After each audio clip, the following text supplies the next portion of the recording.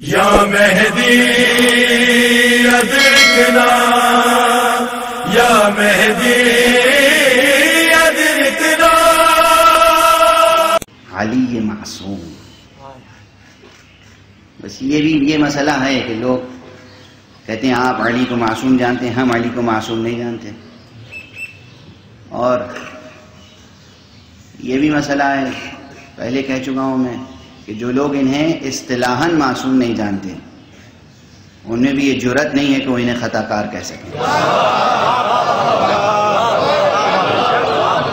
اور جو دریدہ دہن انہیں خطا کار کہتے ہیں ان میں یہ سکت نہیں ہے کہ دنیا میں بھی اعتبار پا سکیں.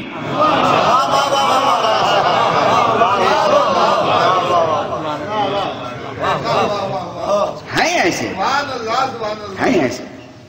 صرف ابو لہب اسی وقت تھوڑی تھا،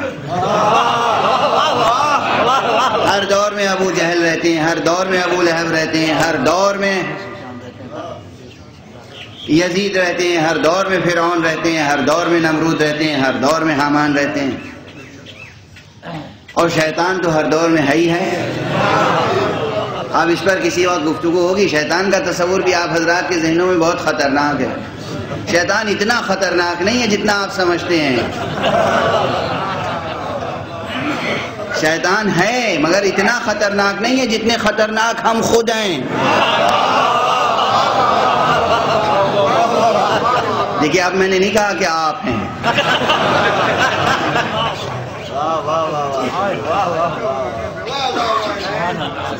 شیطان بہت خطرناک ہے، وہ اتنا خطرناک نہیں جتنے ہم خود ہیں. کیا کروں، وقت سمٹتا جا رہا ہے، ورنہ شاخ در شاخ صلوات پڑھیے محمد.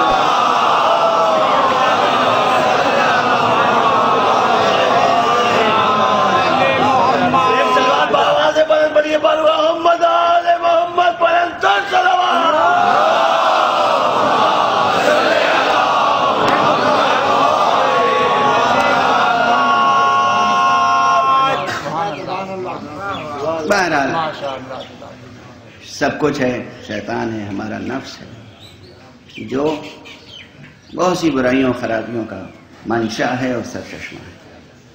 اس سب کے لیے اور ان ڈیفینیشنز کے لیے وہ جو میں نے عرض کیا، حق، آزادی، فرض، عدل، عدالت، یہ سب بنیادی تصورات کس سرچشمے سے لیں، کس منبع سے لیں، کہاں سے لیں؟ وحی سے، مکتب وحی سے، کتاب وحی سے، قرآن سے، رسول سے، اہل بیت رسول سے. کیونکہ یہ سیرت معصوم، یہ میزان معصوم کی سیرت، پیغمبر کی سیرت معصوم. علی معصوم. عصمت علی جو لوگ قبول نہیں کرتے ان کے لیے دو فقرے عرض کر دوں. ہماری زبان سے قبول نہ کیجئے. ہماری کیا حیثیت ہے؟ کوئی حیثیت نہیں. ہماری زبان سے قبول نہ کیجئے. آپ دیکھیے رسول مختار، رسول کبریا، رسول پاک، حضرت خاتم النبیین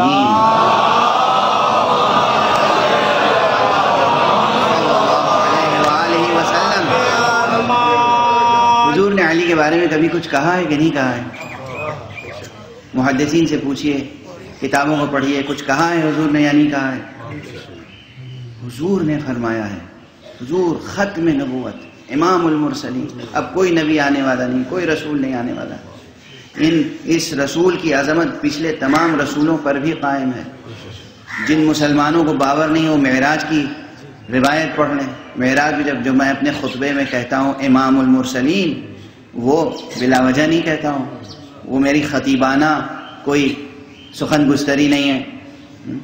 امام المرسلین میں اس لیے کہتا ہوں کہ یہ ایک واقعہ ہے. جب حضور معراج پہ تشریف لے گئے تھے تو تمام نبیوں کو نماز پڑھائی تھی، امامت فرمائی تھی. امام المرسلین اس معنی میں بھی امام المرسلین، اور جتنے معنی امام کے ہو سکتے ہیں ہر اعتبار سے امام المرسلین. یہ امام المرسلین یہ فرماتے ہیں کہ علی مع الحق والحق مع علی. علی حق کے ساتھ ہے، حق علی کے ساتھ ہے. یہی دو جملے کتنے بھاری ہیں، کتنے گراں قدر ہیں. جائیے پوچھئے محدثین سے صحیح ہے یا نہیں ہے، یہ ضعیف روایت نہیں ہے. علی مع الحق والحق مع علی. یہ تو سب کہتے ہیں دنیا میں کہ ہم حق کے ساتھی ہیں، چاہے ہوں یا نہ ہوں، یہ سب دعویٰ کرتے ہیں کہ ہم حق کے ساتھ ہیں، مگر حق ان کے ساتھ ہے یا نہیں، یہ ہمیشہ زیر سوال رہتا ہے۔ عدالتوں میں لوگ جاتے ہیں کس لیے؟ ہر فریق کہتا ہے حق ہمارے، ہم حق پر ہیں، ہم حق پر ہیں۔ عدالت فیصلہ کرتی ہے کہ حق کس کے ساتھ ہے۔ منصف جج وہ فیصلہ کرتا ہے کہ حق کس کے ساتھ ہے۔ کہنے والا کہتا ہے کہ ہم حق کے ساتھ ہیں، مگر فیصلہ عدالت کرتی ہے کہ حق کس کے ساتھ ہے۔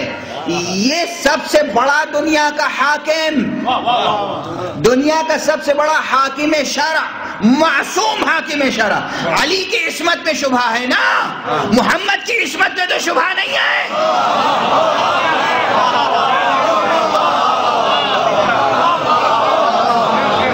خاتم النبیین محمد عربی صلی اللہ علیہ وآلہ وسلم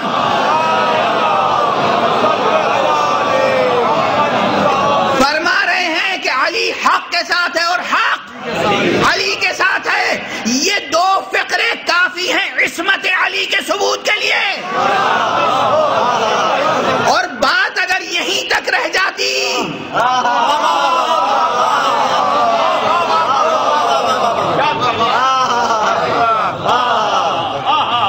تب بھی جائے سخن نہ تھی، مگر پیغمبر نے بات اس سے آگے بڑھائی۔ پہلے ایک اعلان کیا، سنو علی حق کے ساتھ ہیں، حق علی کے ساتھ ہیں۔ اس کے بعد ہاتھوں کو آسمان کی طرف اٹھا دیا، اللہم ادر الحق حیثما دار علی، پروردگار حق کو ادھر موڑ دے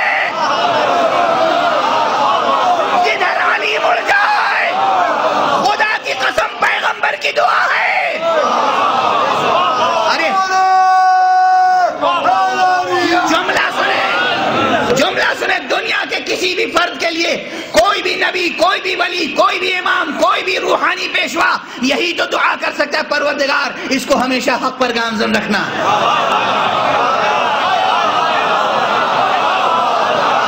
معبود یہ مجھے بہت عزیز ہے، اسے ہمیشہ حق پر قائم رکھنا۔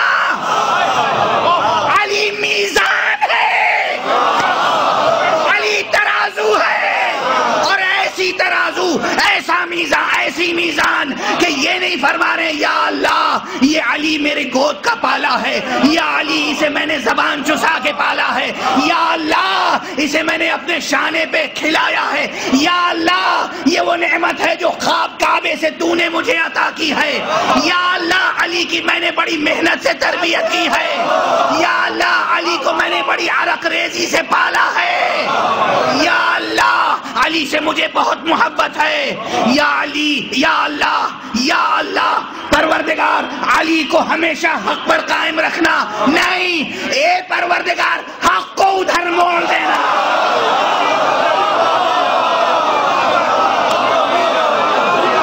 جدھر علی مڑ جائے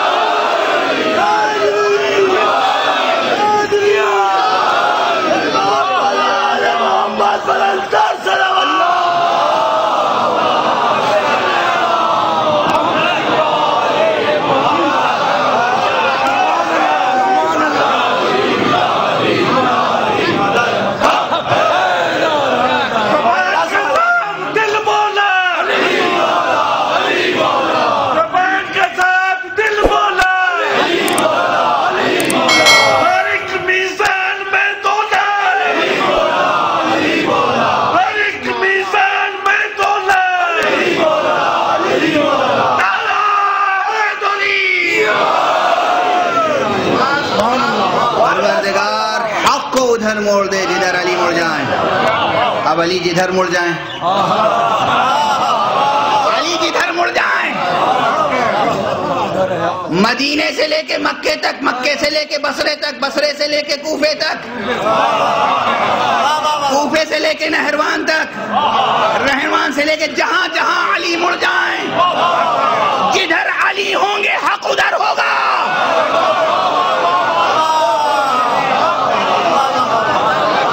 سیرت علی کا مطالعہ قیامت تک کے لیے مسلمان پر اس لیے واجب ہے تاکہ پتہ چلے حق کدھر تھا۔